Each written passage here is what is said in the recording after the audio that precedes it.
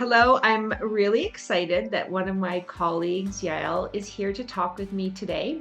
I had the good fortune of doing a deal with her a couple of years ago, and I really loved her attitude and her professionalism and her attention to detail.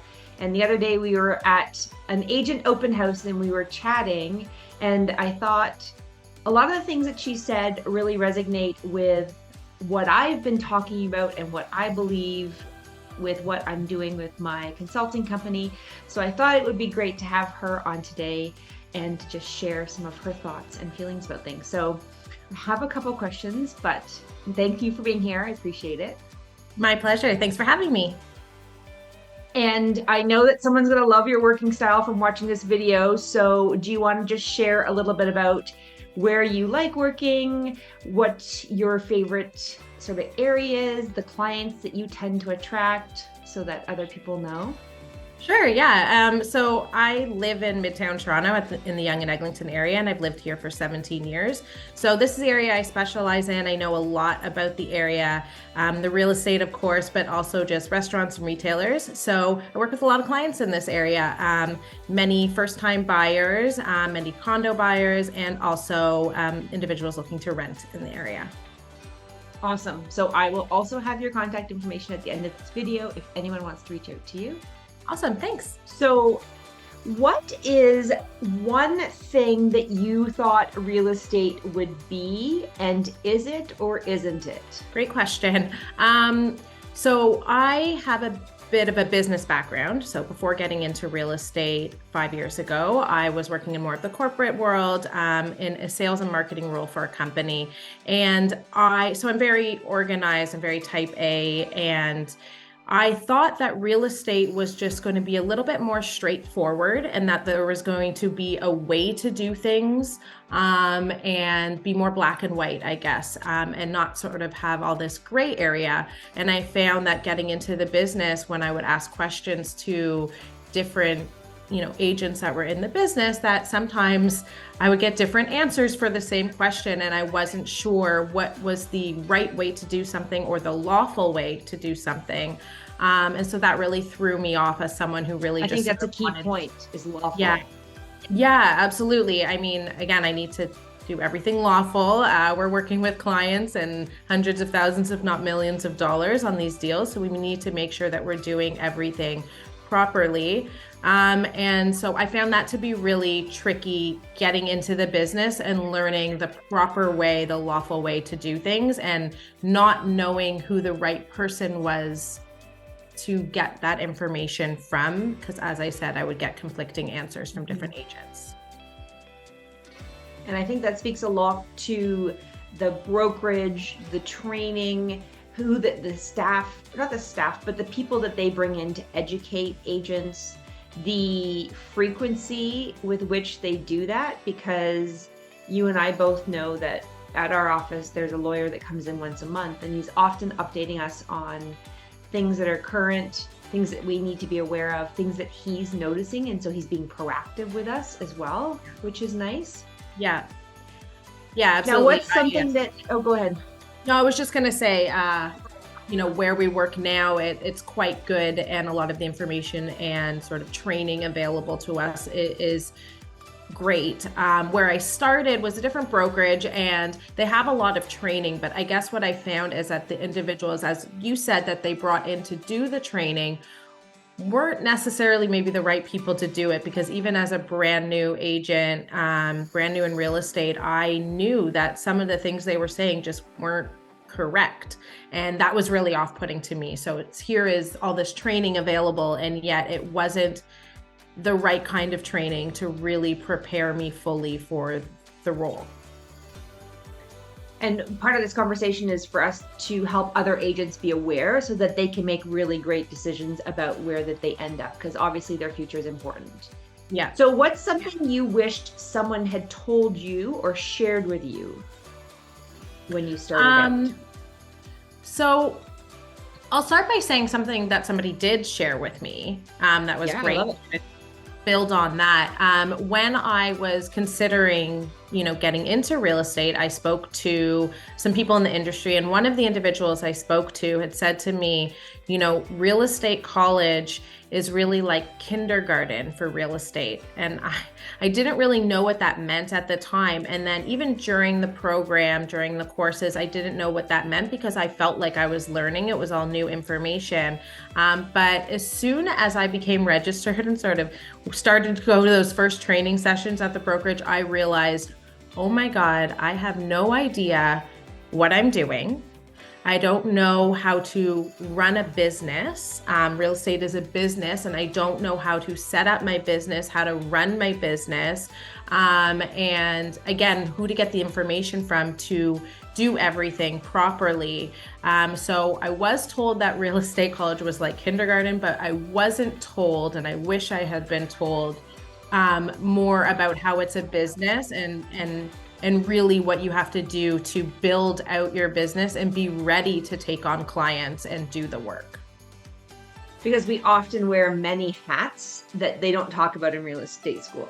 Yes. Like from accounting, website development, people management, counselor, therapist. There's a whole lot of things that get all wrapped into one. Yeah.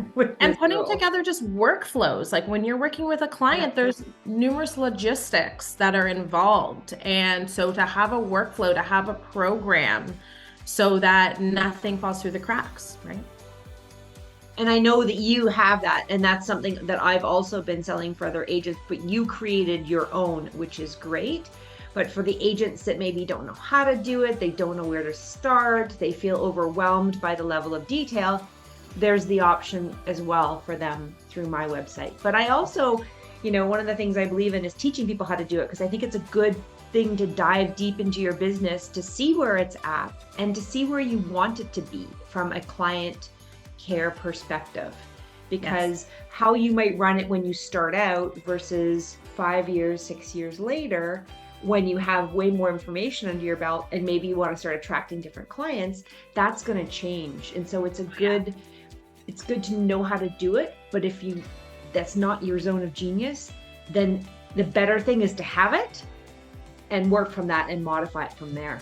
Yeah, well, what I found is that it's continually evolving, but to start with a template, right? You need to start somewhere. And then as you build out your business, it will change, it will evolve, it'll grow. But you need something to start out with because it is your own business, but there's so many people doing it. So you really shouldn't have to build it from scratch. I mean, there should be those templates, and that should be, new agents should know about that and told and given resources as here's where you can find this and here's how you get started. So no one really told me that, and I had to figure that part out a little bit on my own. And find it from a credible source. To your point earlier, you want to make sure that you're learning. And I think there's a lot of monkey see, monkey do, copycat in real estate because I think that the education for running your business has been a bit delayed. And so people are just following what that person did or what that person did, but maybe they didn't have the best mentor or guide to, which is okay because things are changing and things are getting better. And it's going to make our industry better as a whole, which is also that's important. The goal. So you may have already answered this, but something you wished that you did differently. Well, I'll take that in a different direction. I actually wished I joined a team. I never wanted to join a team. I've never been part of a team in my 5-year tenure in real estate, but I think that would have been a good step to start out, to learn about the different teams that are out there, interview with different teams and find a good fit. Because you learn so much really from your colleagues, from other agents, and from just doing the work, being in the business. And when you start out, you don't have any business. There's 70,000 realtors in the GTA. It's hard to get clients. We can throw a rock and hit a realtor no matter where you are. There's a lot of us out there, right? So, I mean, it's hard. So, the gym. It's just everybody knows a realtor, right? And so it's hard to get clients. So if you don't have a lot of clients, then you're not getting all the experience you need. So by joining a team, even if it's just for a year or two, just to really sort of vicariously through your team members, have clients, have business, start working in real estate and seeing how it's done, would have been a real benefit. I think that I didn't want to do that because I wanted to be my own boss and do my own thing. And I don't necessarily regret it at any point. I could have joined a team, but maybe it took me a little bit longer to gain the necessary experience to feel 100% confident because I did it from scratch on my own. So I kind of wish that just for that first year or two, I had been part of a team. I think it would have accelerated my learning. But anyway, I didn't. That's great. And now final answer, similar. Any advice for new agents? Yeah, so maybe join a team. But again, I didn't do that. So that's not speaking from experience. And I've still gotten to a point where I am successful today.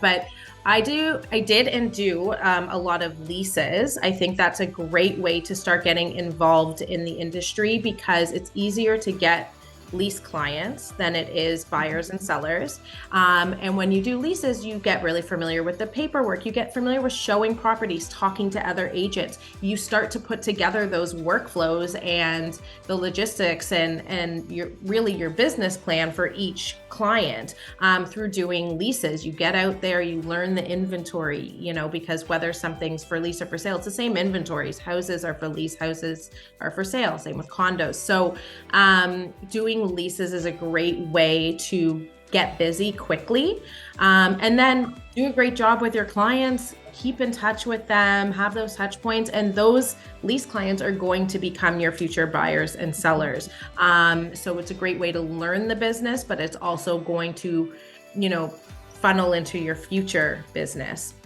The other thing is, just you got to pick a few different ways that you think you're going to find clients that are going to work for you. So, some agents door knock, some cold call. Neither of those were an option that I was interested in. So for me, it's my sphere. So it's people that I know, either working with me or referring me to people to work with me. It's doing my leases. So a lot of those clients have turned into buyers and sellers for me. And then the third thing for me was social media. So on Instagram, on TikTok, I present myself and, remind the people that are following me that I'm in real estate, and people do reach out to me that know me, but maybe didn't know I was a realtor. But once I started doing social media, found that out, you stay top of mind. And a lot of new people, have found me because of my social media presence. So just figure out what your modes to finding clients are going to be. Leases, maybe join a team. These are all things that I would recommend to new agents getting into the business. And if you're not going to join a team, or even if you are, get a coach or something. You need to figure out how to build your business, because if you're going to convince people to trust you with the largest financial transaction of their life, then you need to know what you're doing. So continuous training, get extra designations, watch as many webinars as you can, whatever you can to propel yourself past that kindergarten stage, further educate yourself, and really never stop. I'm continually doing that too. You're great at that. And I think a few things that I picked up, just to summarize for people, is consistency. So being consistent with your messaging to your sphere, to your database. Also, not throwing yourself out so that you're giving a little bit to everything. So pick a few modes that you can focus on so that you're not too thin and spread out, because then you're going to lose track. And as you get busier and busier, which we all do, and it comes in cycles, you're not going to be able to maintain it. So whatever you choose to do as your method, you want to be able to maintain it long term. Yeah. Or longish term until you choose to change your path. So I think this has been great. I wish all new agents had the opportunity to listen to this kind of information, because I think it would really help propel them on the right path forward. So I thank you. And I know I busted in on your lunch to do this. So thank you so much. And again, your information will be at the end of the screen if anyone wants to reach out for you for help in Midtown. Awesome. Well, appreciate it. It's been nice chatting with you today, Jen.